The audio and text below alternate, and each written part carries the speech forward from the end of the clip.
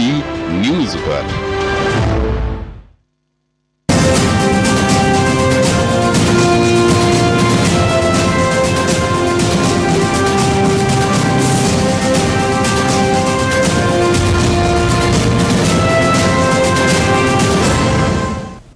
नमस्कार, किसान समाचार में आपका स्वागत है। मैं हूं रेशमा आपके साथ। आइए नजर डालते हैं इस वक्त की हेडलाइंस पर।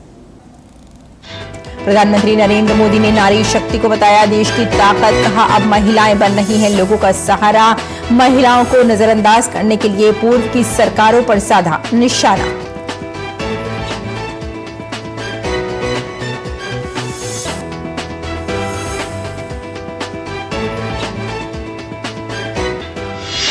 नई दिल्ली के पूसा में सशक्त नारी विकसित भारत की दिखी शानदार झलक। पीएम ने 1000 नमो ड्रोन दीदियों को सौंपे ड्रोन। 8000 करोड़ रुपए के बैंक ऋण भी किए वितरित।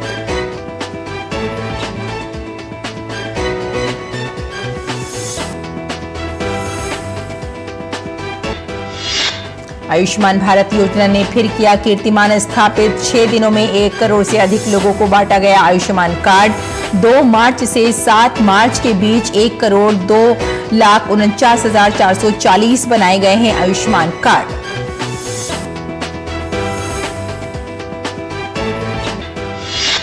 मौसम विभाग ने बृहस्पतिवार तक पश्चिमी हिमालयी क्षेत्रों में हल्की से मध्यम वर्षा और बर्फबारी का अनुमान किया व्यक्त। पंजाब, हरियाणा, चंडीगढ़, पश्चिमी उत्तर प्रदेश, राजस्थान में 13 मार्च से हल्की से मध्यम वर्षा होने की आसार।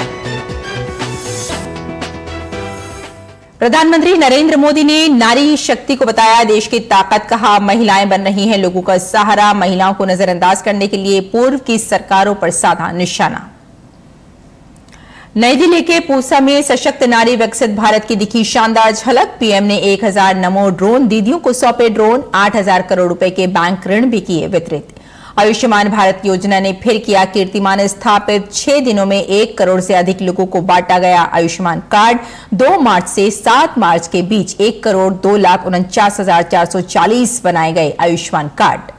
मौसम विभाग ने बृहस्पतिवार तक पश्चिमी हिमालयी क्षेत्रों में हल्की से मध्यम वर्षा और बर्फबारी का अनुमान किया व्यक्त। पंजाब, हरियाणा, चंडीगढ़, पश्चिमी उत्तर प्रदेश, राजस्थान में 13 मार्च से हल्की से मध्यम वर्षा होने के आसार।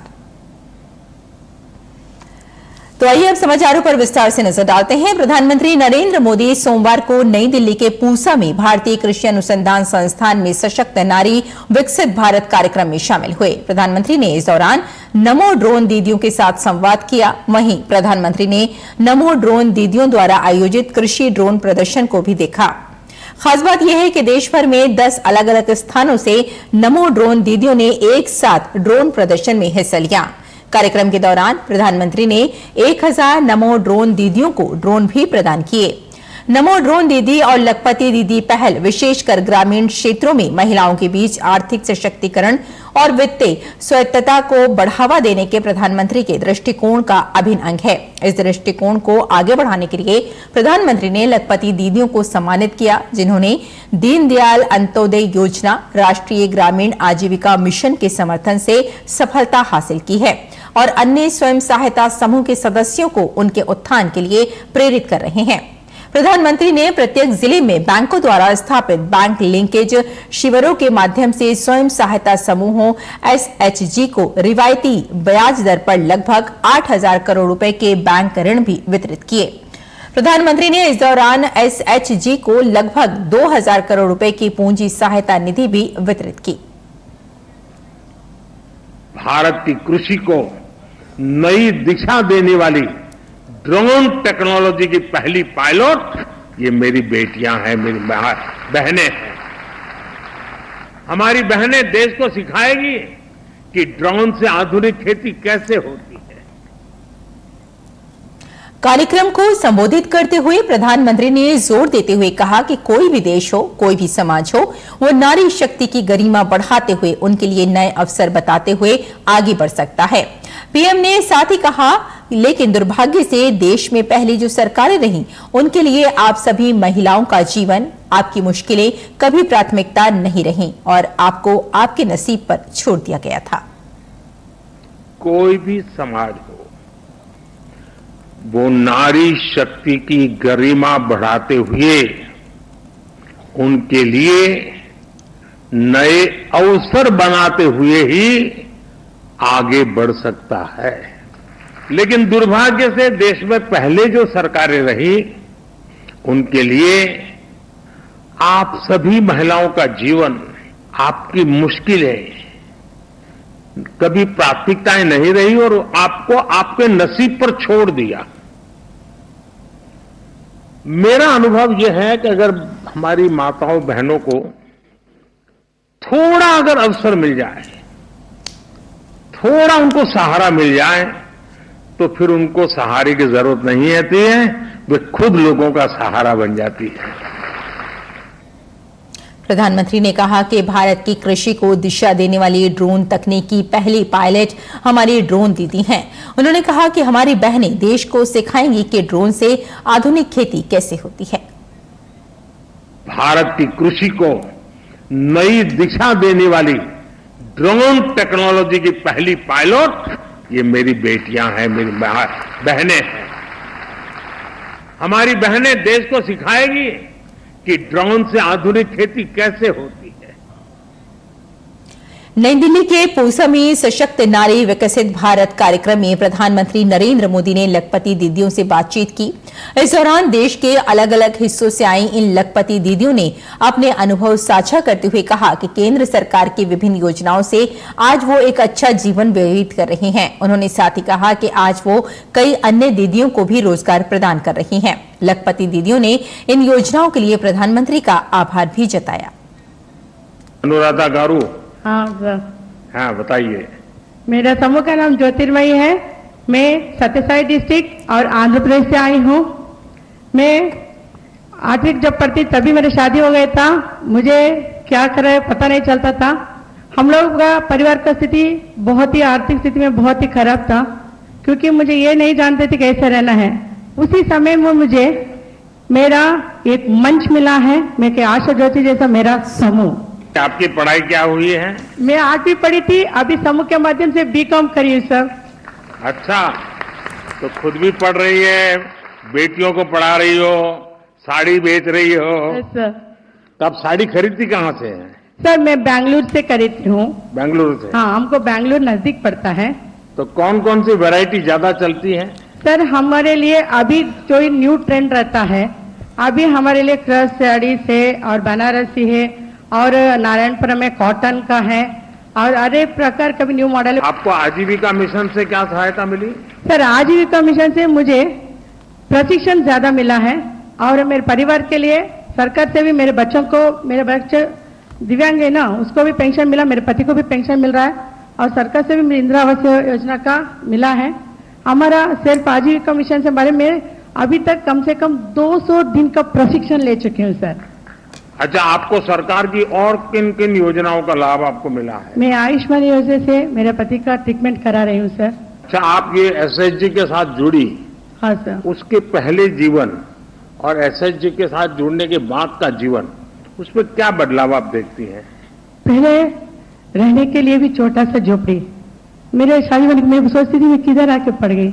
अनुराधा कौन है, मैं क्या करना है, कोई आए तो घर से बाहर जाना, ये नहीं तो क्यों आते रात में क्यों रखते करके सोचती थी। आज मैं समूह में जुड़ने के बाद उसी बचत के पैसे से लोन लेके आज मेरा खुद का पक्का घर एक है और इंदिरा आवास का घर एक भी है सर।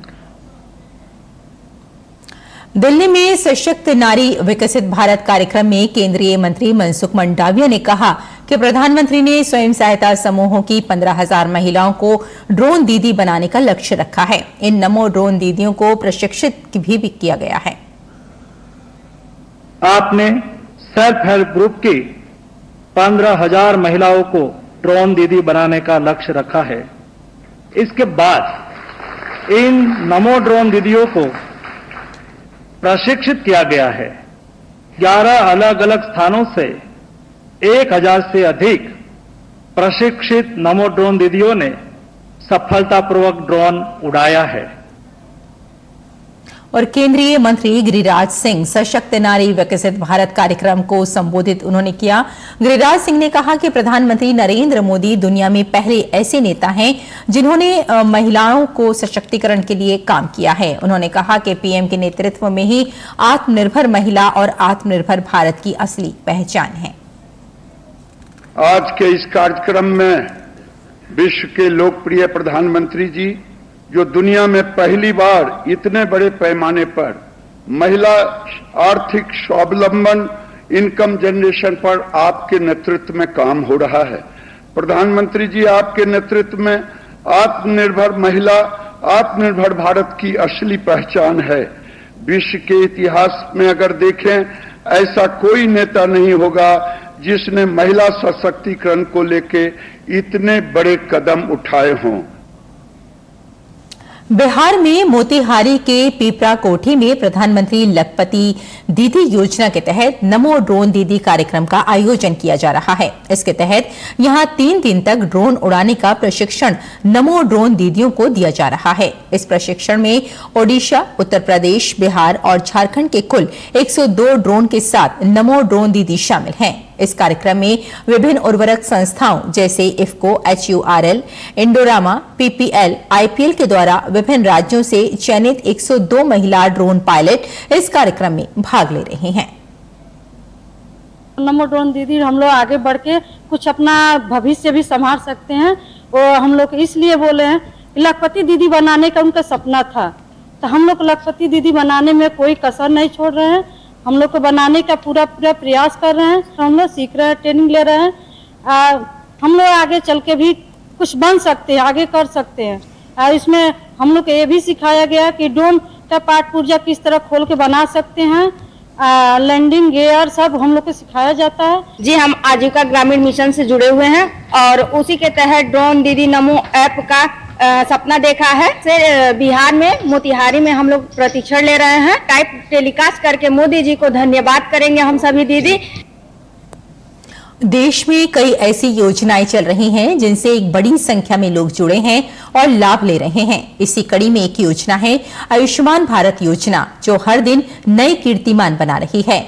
6 दिनों में 1 करोड़ से अधिक लोगों को आयुष्मान कार्ड बांटे गए। 2 मार्च से 7 मार्च के बीच 1,02,49,440 आयुष्मान कार्ड बनाए गए हैं।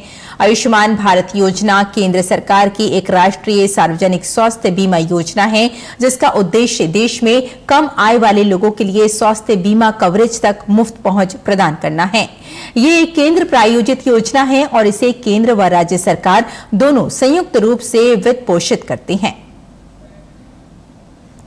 आगे बढ़ते हैं। मौसम विभाग ने आज से बृहस्पतिवार तक पश्चिमी हिमालयी क्षेत्रों में हल्की से मध्यम वर्षा और बर्फबारी का अनुमान व्यक्त किया है।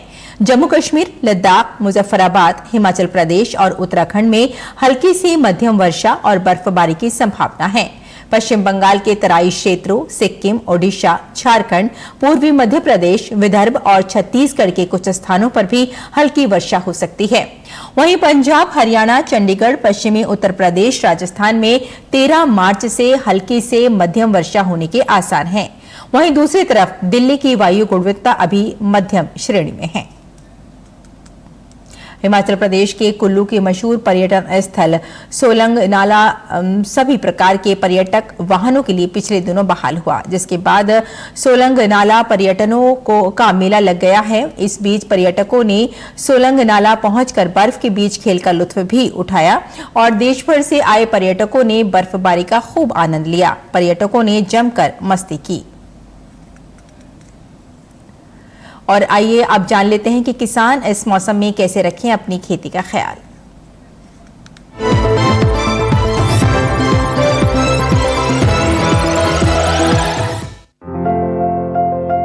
अरुणाचल प्रदेश में अदरक की खुदाई करें। किसान आलू के खेत में निराई कर लें। आलू के खेत की देखभाल करते रहें।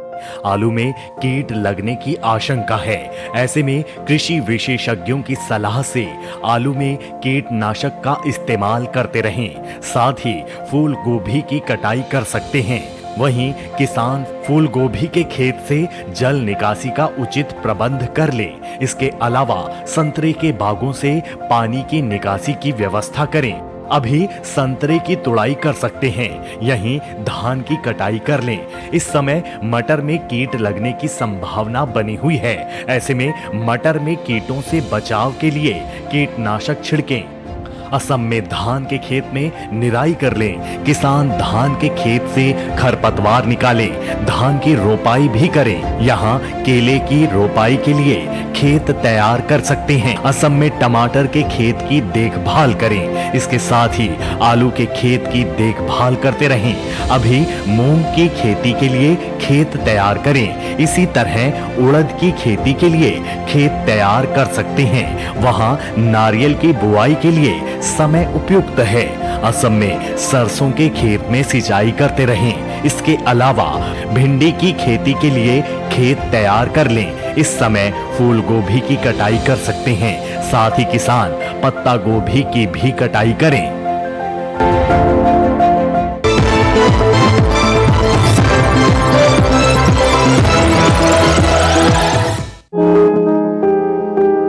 लौकी को गर्मी और बरसात दोनों में बोया जा सकता है। मैदानी भागों में गर्मी की फसल की बुआई की जा सकती है। बुआई से पहले खेत से खरपतवार को पूरी तरह से साफ कर लें और जमीन को समतल कर लें। बुआई के लिए 1 हेक्टेयर में संकर किस्म के बीज 5 से 7 किलो, जबकि सामान्य किस्मों के 6 से 8 किलो बीज लें। 1 हेक्टेयर में 100 किलो नाइट्रोजन, 50 किलो फास्फोरस और 60 किलो पोटाश की जरूरत होती है। सभी उर्वरक आधार बोते समय ही दें। बात अगर सिंचाई की करें तो शुरुआत में फसल की जरूरत के हिसाब से और फूल आने पर 5वें दिन पानी देते रहें। वहीं फसल को खरपतवार से दूर रखने के लिए 2 बार निराई गुड़ाई करें। करीब हर 10-12 दिनों में खरपतवार हटाते रहें। लौकी की बेल काफी लंबी होती है। इसकी खासियत ये है कि आप कम जगह में भी इसकी खेती कर सकते हैं। कीड़े और सड़न से बचाने के लिए बेलों को तार की बाड़ या लकड़ी के मचान पर फैला दें। इससे न सिर्फ बीमारियों से बचाव होगा बल्कि पैदावार भी बढ़ेगी। भारतीय कृषि अनुसंधान संस्थान ने इलाकेवार कई उन्नत किस्में तैयार की हैं, जैसे पूसा समृद्ध दिल्ली और एनसीआर के लिए है। 1 हेक्टेयर में 270 से 300 क्विंटल तक पैदावार देने वाली ये किस्म 50 से 55 दिनों में तैयार हो जाती है। वहीं पूसा हाइब्रिड 3 हरियाणा और दिल्ली, इसके अलावा उत्तर प्रदेश और पंजाब के लिए अच्छी है। लौकी की फसल में फल मक्खी का हमला हो सकता है। इससे बचाव के लिए विशेषज्ञों की सलाह पर उचित दवाओं का छिड़काव करें। दवा का छिड़काव सिर्फ उसी जगह पर करें जहां फल मक्खी का प्रकोप ज्यादा हो। छिड़काव मौसम साफ रहने पर करें। पत्तियां गीली नहीं होनी चाहिए, वरना दवा असर नहीं करेगी। जरूरत के हिसाब से दवा की मात्रा घटा या बढ़ा सकते हैं।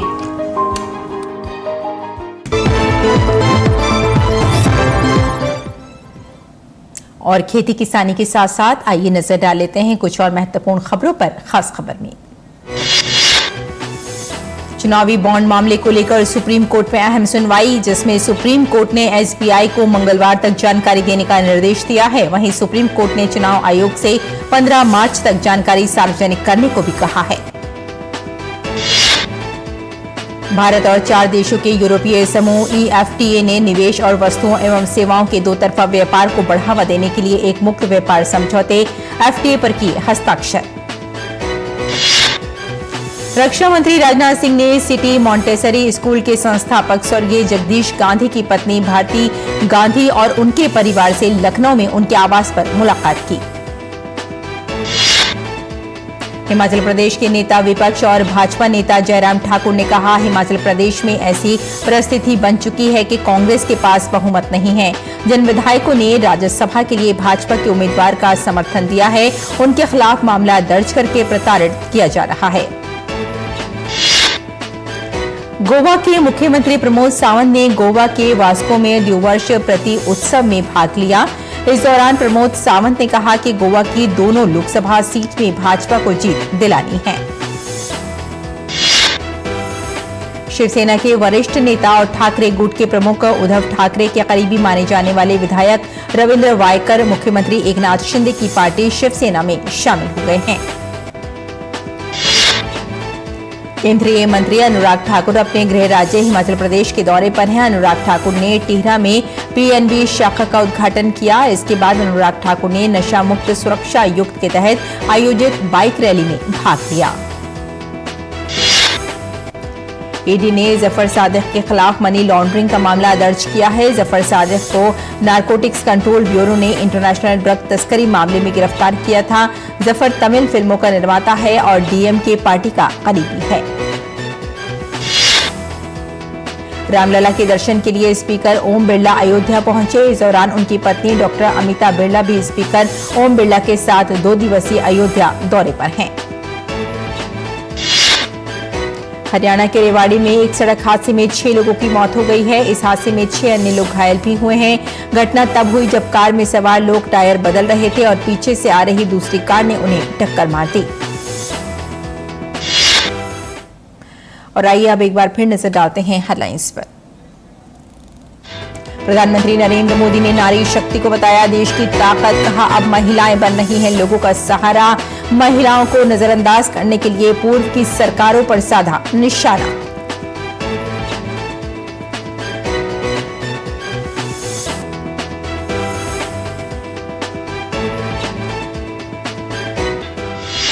नई दिल्ली के पूसा में सशक्त नारी विकसित भारत की दिखी शानदार झलक। पीएम ने 1000 नमो ड्रोन दीदियों को सौंपे ड्रोन। 8000 करोड़ रुपए के बैंक ऋण भी किए वितरित।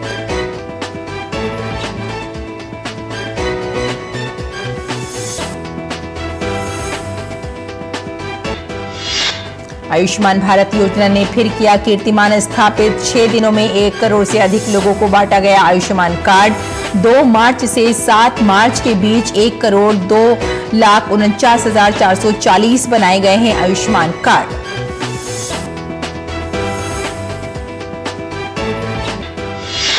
मौसम विभाग ने बृहस्पतिवार तक पश्चिमी हिमालयी क्षेत्रों में हल्की से मध्यम वर्षा और बर्फबारी का अनुमान किया व्यक्त। पंजाब, हरियाणा, चंडीगढ़, पश्चिमी उत्तर प्रदेश, राजस्थान में 13 मार्च से हल्की से मध्यम वर्षा होने की आसार।